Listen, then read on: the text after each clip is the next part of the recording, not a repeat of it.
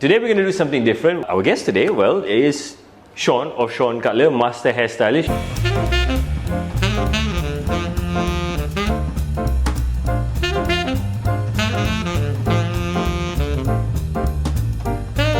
Thanks for the doctor to have a short interview with me, and I'm very honored to it. And then also one of the doctor taking care of my colon. Well, yeah, and he takes care of my hair. So basically, what I can say is like taking care of yourself is very important to the sunlight, and then also the weather. So it's actually also the environment about what you actually are living. It's also very important for your health. For your hair health?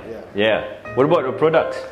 Products-wise, it's just like so you need a lot of nutrition, the products inside. I know a lot of vitamin. Yes. So then there's vitamins on the head, or? In the head, Yeah. and then especially like you have your outskirt of the head, Yeah. the scalp, and also the internal of the.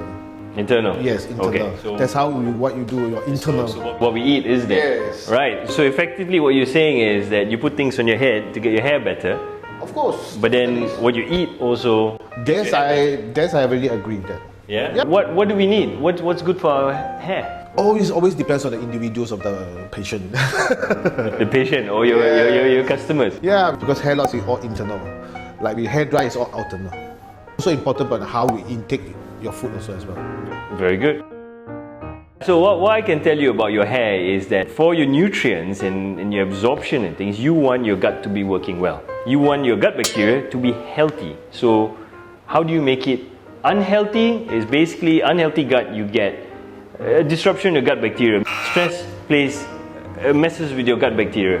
Smoking does it. Actually having a lot of meat does it as well as things like antibiotics and the wrong kind of diet, the wrong kind of food. Your gut bacteria becomes upset. That's the one I actually noticed. You noticed that, the diet thing, because I do try to do mix myself more diet, more look good, but I do a wrongly dieting. But the strange thing is, Shawn, what you may actually have done after that, you may be actually eating better. And there's studies to show that when you have more herbs and more plants and vegetables, your gut bacteria becomes healthy and you feel better, you are better, and your hair gets better. You know me, I don't eat veggie, but now I'm starting to eat a lot of veggie. Yes. Now you do, yes. Plants is good for you. I like to eat meat as well. Don't get me wrong. I love my meat. Pizzas, I love it. But we all know that plants are good. And I'm sure you know this as well. Pumpkin seed as well as soy milk, which is not from animals, really it's plants. It's good for your hair. Yeah, that one is good for the hair as well. Very good for hair. But you're not going to put soy milk on your head. You're not going to rub pumpkin seeds on your head. You eat it. Yeah, you eat it and you digest it, and then you just give a lot of nutrition to your internal stuff. Exactly, and I'm sure you already know, I mean, biotin is very good for your hair.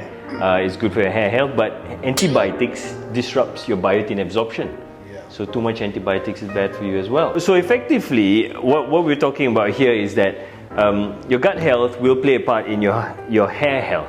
And what we want is a healthy gut. So healthy gut bacteria means you need to have good food, natural food, plants, less junk food, less poisons. When it comes to your gut absorption, the key things that we know that you must have a lot of for hair is iron, B12, biotin, vitamin D, and things like that. So what's the best way to let the nutrition absorb to your body and good for your hair? Okay. So, well, yes, apart from eating the good kind of food, pumpkin seed and soy milk, as I say, for hair growth, and junk food will cause hair loss, the thing is you want to make sure your gastrointestinal tract is working well. If it's working well, you almost don't know it's there. So, if you get any deficiencies, you want to know the cause. For example, if your iron is low, could you be bleeding? Could you have inflammatory bowel disease? Could you have cancer? You want your iodine absorption for good hair to be as good as possible, and it happens in the upper GI tract, which is good. Your B12 is at the end of the small bowel. Conditions like inflammatory bowel disease can affect that. If you got deficiencies in any of these things, rather than taking a supplement, I would say you go see your doctor to find out why, because that way you ensure your gut health is good. Because sometimes it's not just about food. Sometimes you actually have diseases that actually prevent the absorption of these things.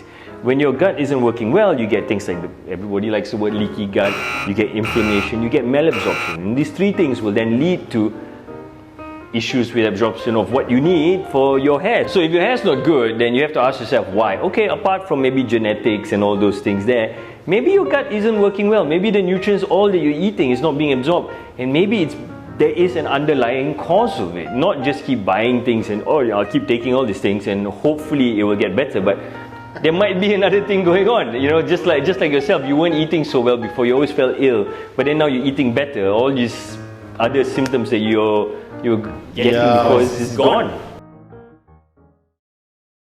I think for this segment, what's the most important thing I have to deliver, because it's like wherever your gut is good health, and then it's your hair, your body, anything will be very functional. And from my side, as we know, and you can see one of the other videos about the brain-gut link, if your hair is good and you feel good, your gut bacteria will also become good. And you look good too. Alright, thanks man. Cheers man.